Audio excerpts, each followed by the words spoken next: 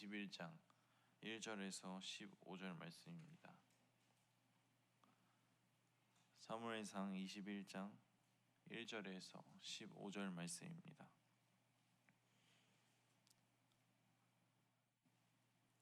함께 한 절씩 교독하도록 하겠습니다. 다윗이 노베에 가서 제사장 아히멜렉에게 이르니 아히멜렉이 떨며 다윗을 영접하니 그에게 이르되 어찌하여 내가 홀로 있고 함께하는 자가 아무도 없느냐 하니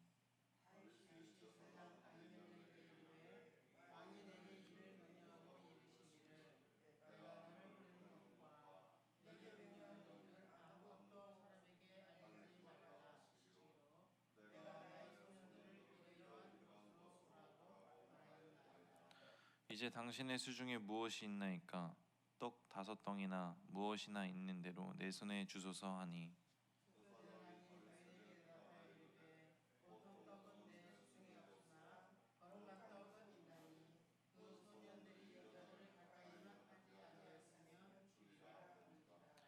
다윗이 제사장에게 대답하여 이르되 우리가 참으로 3일 동안이나 여자를 가까이 하지 아니하였나이다. 내가 떠난 길이 보통 여행이라도 소년들의 그릇이 성결하겠거든 하물며 오늘의 그릇이 성결하지 아니하겠나이까 하매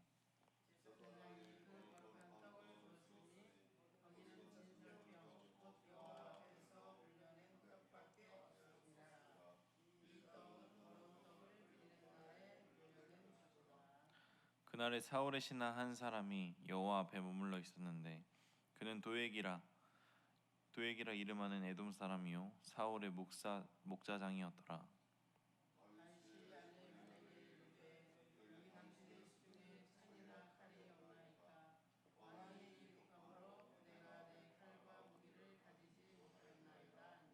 제사장이 이르되 내가 엘라 골짜기에서 죽인 블레셋 사람 골리앗의 칼이 보자기에 쌓여 에봇 뒤에 있으니 내가 그것을 가지려거든 가지라. 여기는 그것밖에 다른 것이 없느니라 하는지라. 다윗이 이르되 그 같은 것이 또 없나니 내게 주소서 하더라.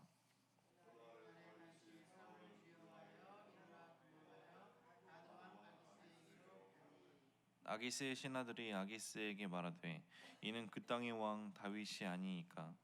무리가 춤추며 이 사람의 일을 노래하여 이르되 사울이 죽인 자는 천천히요 다윗은 만만히로다 하지 아니하였나이까 한지라.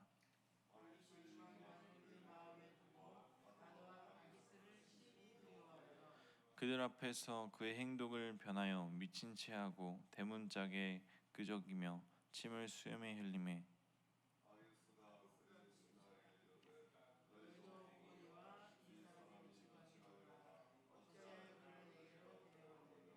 합독하겠습니다. 내게 미치광이가 부족하여서 너희가 이제를 데려다가 내 앞에서 미친 짓을 하게 하느냐. 이 자가 어찌 내 집에 들어오겠느냐 하니라. 아멘. 오늘도 새벽을 깨우고 하나님 앞에 나와 예배드리는 성도님들 마음속에 주님의 은혜가 함께하기를 소망합니다.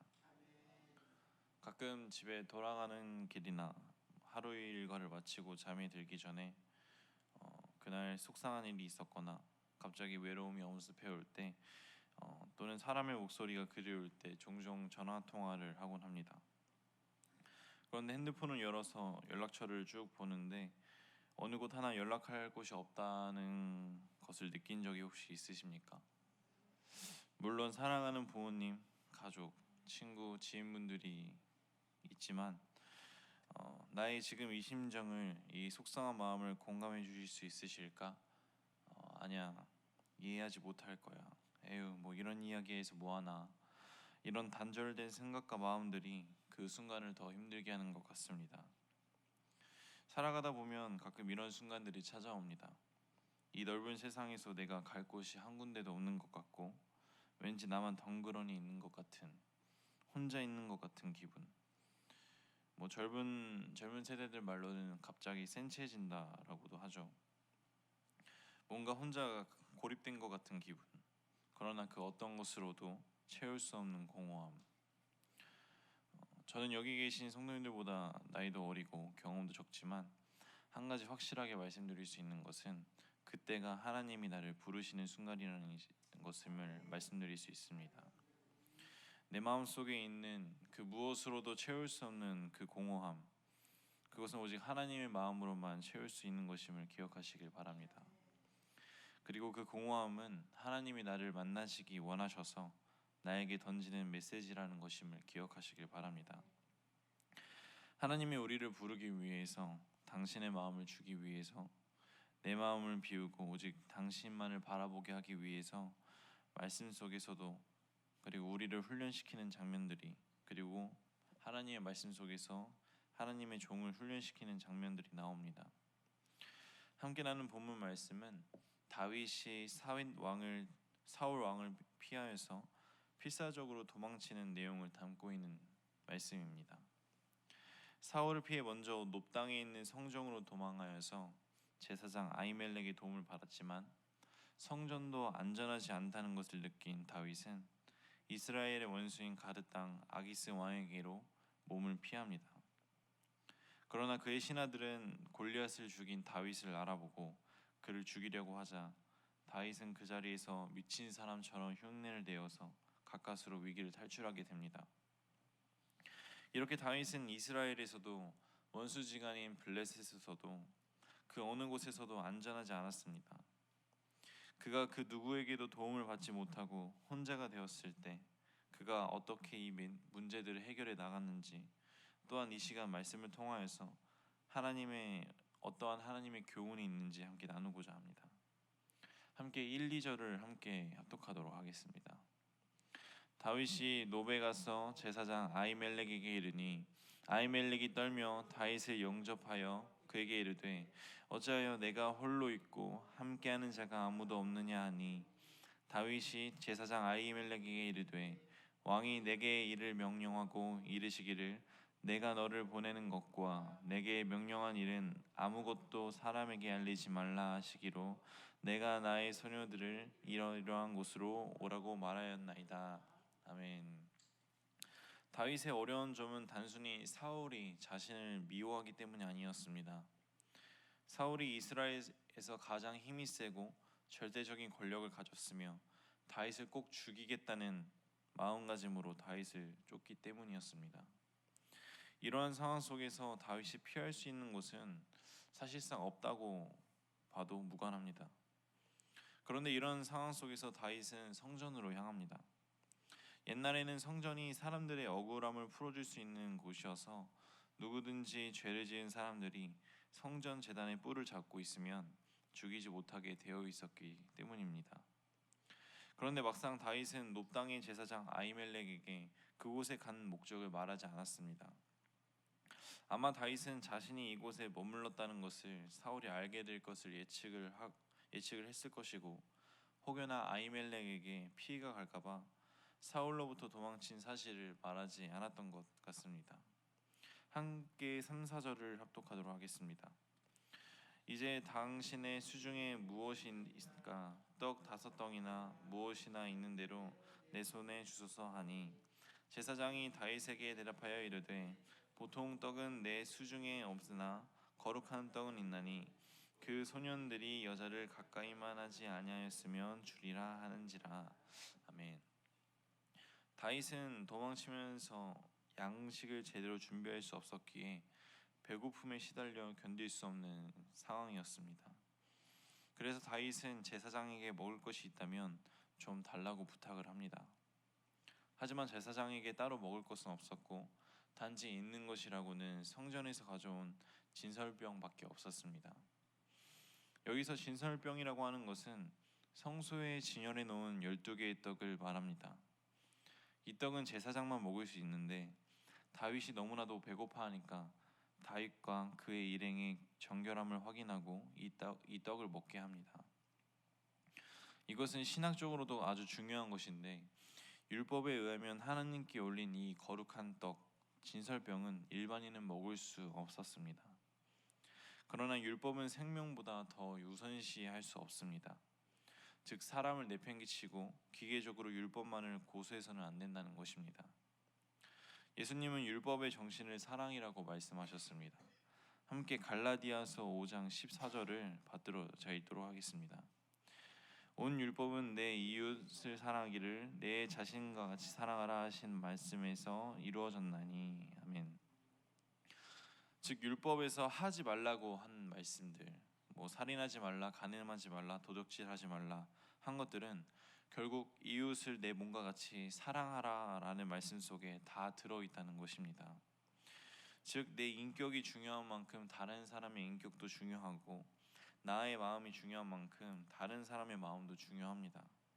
내가 행복하게 살기를 원하는 만큼 다른 사람들도 행복하게 살 수 있는 권리를 인정해야 한다는 것입니다. 여기서 아히멜렉이 잘한 것은 배고픔으로 죽어가는 사람에게 율법의 조항을 강요하지 않고 사람을 먼저 한 것입니다. 다윗이 성전에서 제사장 외에는 먹을 수 없는 진설병을 먹은 것은 나중에 예수님이 안식일 제도에 대해서 말씀하시는데 아주 중요하게 사용됩니다. 이 말은 예수님이 안식일이 사람을 위하여 있는 것이지 사람이 안식일을 위하여 있는 것이 아니라고 말씀하신 것에 중요하게 사용되었습니다. 어떠한 법도 사랑보다 우선하지 못한다는 것을 우리는 깨달아야 합니다. 규정에 매여서 당장 눈앞에 죽어가는 사람이 있는데도 못 본 채 하는 것은 하나님의 뜻이 아닙니다. 일단 죽어가는 사람을 살리고 보는 것이 율법의 정신 그리고 사랑인 줄 압니다. 오늘날 단적인 예로 우리는 교회 안에서 헌신을 할 때에 누군가의 건강의 문제로 또 개인적인 사정으로 자리에 참석하지 못하면 속으로 정죄할 때가 있습니다. 그러나 사랑으로 품기를 소망합니다. 스스로 죄의 늪에 빠지지 않기를 바랍니다. 교회 안에서 세운 약속, 모임, 봉사에서 누군가가 사정으로 시간을 필요로 한다면 우리는 아히멜렉처럼 융통성 있게 사랑으로 품을 수 있어야 합니다. 우리가 사랑으로 품고 건강한 공동체로 나가기를 간절히 소망합니다. 그렇다면 우리는 분명 사랑으로 더 끈끈하게 굳게 이어진 주의 성전이 될 것입니다. 다윗은 제사장의 도움으로 모처럼 허기진 배를 채울 수 있었습니다. 그런데 거기에 눈빛이 심상치 않은 사람이 있었습니다. 함께 7절 말씀을 합독하도록 하겠습니다.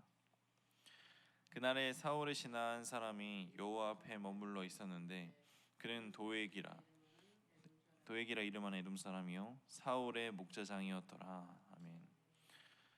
이곳에 도액이라는 사울의 신복이 있었는데 이후 다음 장 22장에서 이 도액의 고발로 결국 아히멜렉과 그의 일가족들이 죽임을 당하게 됩니다.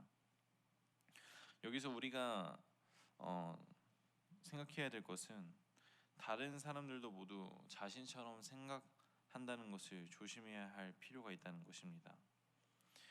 왜냐하면 실제로 사람들마다 생각한다는 것이 다 다르고 또 자신이 하는 일을 곱지 않는 시선으로 바라보는 사람이 반드시 있기 때문입니다. 다윗은 성전에 있는 도액이 아히멜렉과 같은 생각이겠거니 한 것인지 아니면 도액이 있는지조차 몰랐던 것인지 아히멜렉에게 무기를 부탁하였고 도액은 그 정황들을 모두 사울에게 고발합니다. 다윗이 무기를 부탁했다는 것은 사울에게 반기를 든다는 것이기 때문에 후에 이 일로 아히멜렉과 그의 일가족이 죽음을 당하게 된 것을 알게 된 다윗은 자신의 책임을 통감하게 됩니다. 다윗은 이후 원수의 땅인 블레셋 가드로 피신하였지만 가드의 신하들이 다윗을 너무나도 잘 알았기에 다윗은 그 자리에서 미친 척을 하고 목숨을 구걸할 수밖에 없었습니다. 살기 위해 자존심을 다 내려놓아야 했고 미친 척을 해야 했고 사람들의 조롱과 무시를 견뎌내야 했습니다.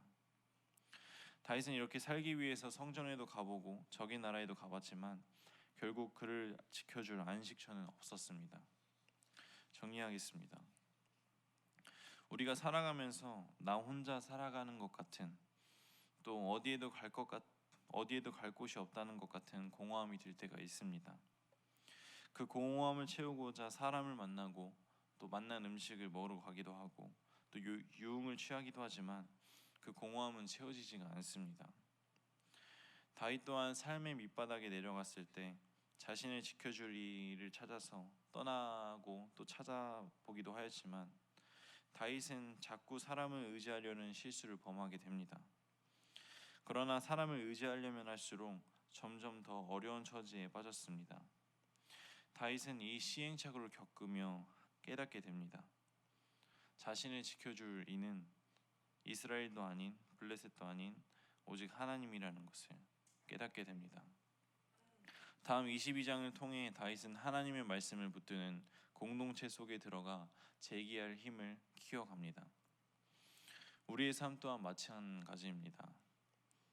우리 또한 삶이 순탄하지 않고 외로움이 엄습해 올 때, 공허함이 찾아올 때 세상의 것으로 채우지 않고 사람으로 채우지 않고 하나님의 마음으로 하나님의 말씀으로 채우기를 소망합니다.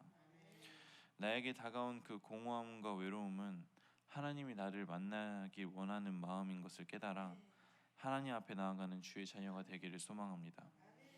그렇다면 하나님이 나를 부르신 마음을 깨닫게 될 것이고 하나님과 함께하는 은혜와 기쁨이 성도님들 마음속에 함께 하실 것입니다. 이 시간 찬양 함께 부른 뒤에 함께 기도할 때에 하나님의 마음을 깨달아 나아가기를, 그리고 나의 피난처와 나의 안식처는 오직 하나님뿐이라는 것을 고백하면서 함께 나아가기를 소망합니다. 기도하겠습니다. 항상 나와 함께 하신 하나님, 내 마음이 괴롭고 힘들 때, 내가 어디로 나아가야 하는지 모르겠을 때 방황하던 나를 붙잡아 주길 간절히 바랍니다. 오직 하나님만이 나의 피난처요 나의 안식처라는 것을 고백하며 나아가길 소망합니다. 나의 마음속에는 이 외로움과 공허함 주의 은혜와 마음으로 채우길 소망합니다. 이 시간 이후 사람을 의지하는 것이 아닌 하나님을 의지하며 나아가는 주의 자녀 되길 소망하며 이 모든 말씀 주 예수 그리스도의 이름으로 기도드립니다. 아멘.